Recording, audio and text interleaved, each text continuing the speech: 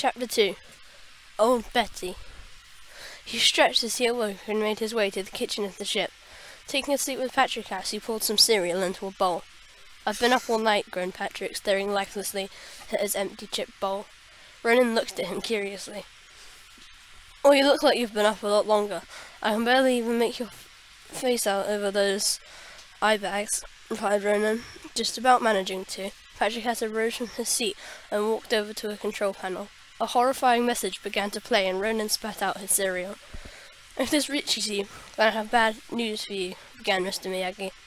"You are obviously aware of the attack on your lives from the almighty kaiju, Karakabua. Well, she's back."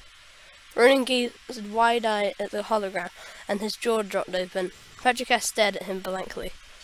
"We're dead!" screamed Ronan, resting his head in his hands. "And I'm 99% sure you don't have any buttons."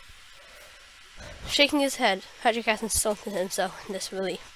"I should have come prepared with a NASA Express 3.0 or another mech without the self-destruct button on the control panel," interrupted Ronan. "Also, they are literally on the NASA Express 2.0. Suddenly, Collar and Peter walked into the kitchen and looked at them curiously. "Why the long faces?" asked Collar. "She's back," mumbled Ronan. Peter took a step back and shook his head in disbelief. Patrick could see that he was thinking deeply about those two cursed words Ronan had said. He began to whisper to himself, and eventually he was rubbing his head as if he were trying to work something out.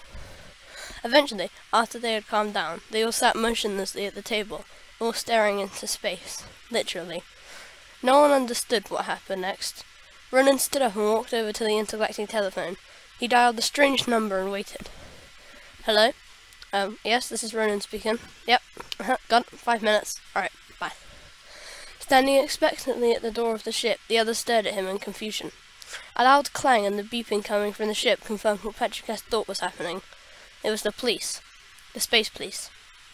With a loud bash, the rusty door slid open, and 5 armed men came barging in. They formed in a long line in front of the door and stood up straight. Ronan approached them and began to speak. "Now, I know we've asked you this question before, but do you know where the nearest uninhabited but habitable planet is?" The aliens all pointed to a planet near a large blimp-like ship. It was the same one.